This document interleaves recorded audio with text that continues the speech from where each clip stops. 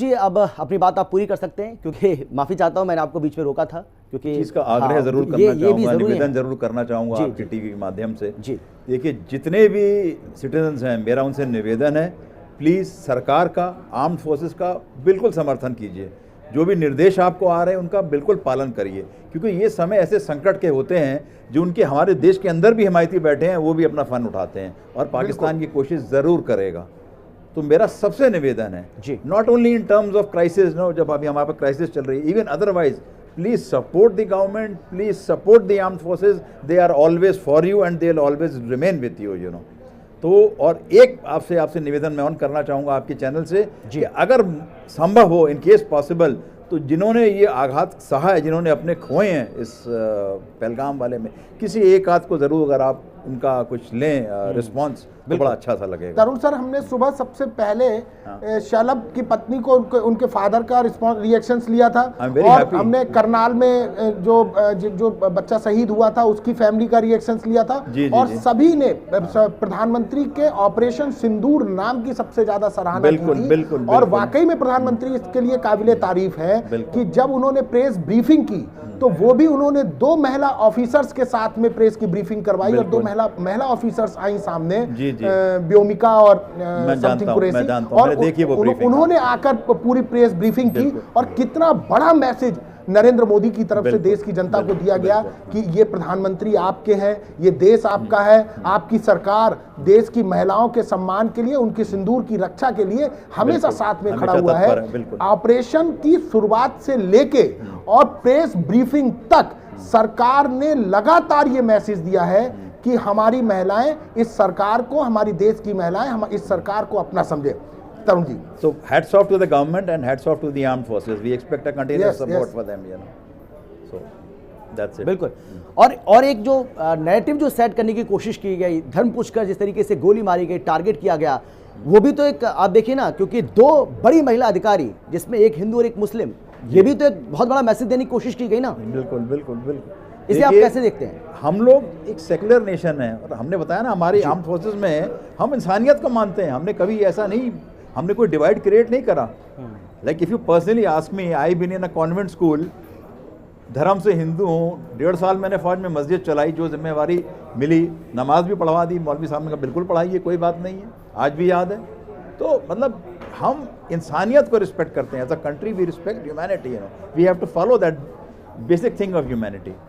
तो इसका अगर पालन हो, मैं तो तरुण सर ये भी कहूँगा, इस अटैक के बाद दुनिया ने हमारी ताकत को, हमारे लीडरशिप के कॉन्फिडेंट को मतलब इस हद पर देखा होगा कि 22 तारीख को हमला होता है, और आज जो है 12 दिन के अंदर सरकार ने कितनी स्ट्रेटेजिकली मतलब रिटेलिएट किया, और प्रेस कॉन्फ्रेंस तक में वो चीजें झलकी। सरकार अब वैसे ही काम करते हुए दिखाई दी। कल तीनों आर्मी चीफ आराम से, जो उनके फोटो वगैरह आए थे सामने, बिल्कुल चेहरे पर कोई सिकन ही नहीं थी, कहीं पता ही नहीं चल रहा था कि आज रात जो है वो पाकिस्तान के लिए क़यामत की रात होने वाली है। कल प्रधानमंत्री टेलीविजन के कार्यक्रम में, एक कॉन्क्लेव में गए, वहां उन्होंने 1 घंटे का अपना भाषण दिया।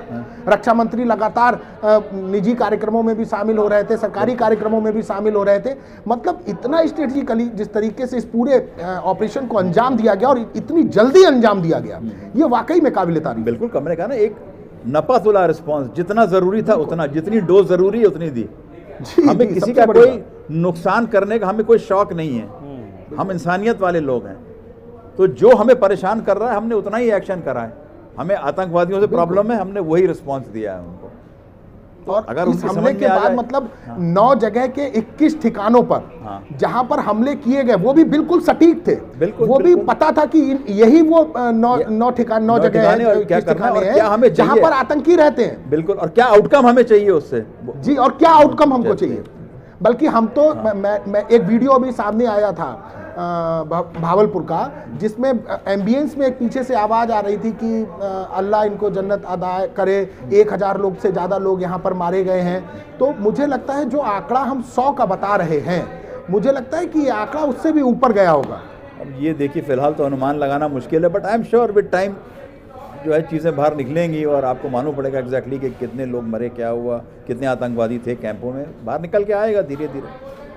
जी, लेकिन पाकिस्तान के सामने तरुण जी कितनी बड़ी चुनौती है, क्योंकि शहबाज शरीफ का वो ट्वीट आपने देखा होगा जिसमें वो ये कहते हुए दिखाई पड़ते हैं कि बदला हम लेंगे, इसका कड़ा जवाब दिया जाएगा, क्योंकि पाकिस्तान की जनता के सामने भी तो उनको मुंह दिखाना है ना। साहब, कथनी और करनी में बहुत फ़र्क है।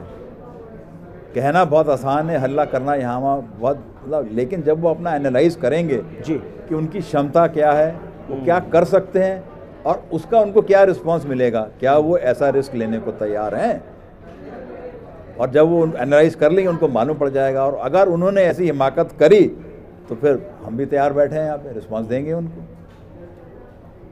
तरुण सर, अमूमन इस तरीके की जब कार्रवाई होती है और हम अगर ये मान के चलें कि पाकिस्तान जो है वो रिटेलिएट करता है, तो पहले मुझे आज भी ध्यान है, जैसे कारगिल वॉर जब हुआ था तो तमाम वॉर जब जितने भी रहे, सब में आर्मी का मूवमेंट भी पता चलता था कि नहीं भाई कुछ हो रहा है, कुछ हलचल हो रही है, बेस पर कुछ हलचल हो रही है, बॉर्डर पर जो है वो आर्टिलरी बढ़ा दी गई है, बॉर्डर पर फोर्सेस की मूवमेंट बढ़ गया है, लेकिन कुछ ऐसा पता ही नहीं चला इस बार। अच्छी बात है ना।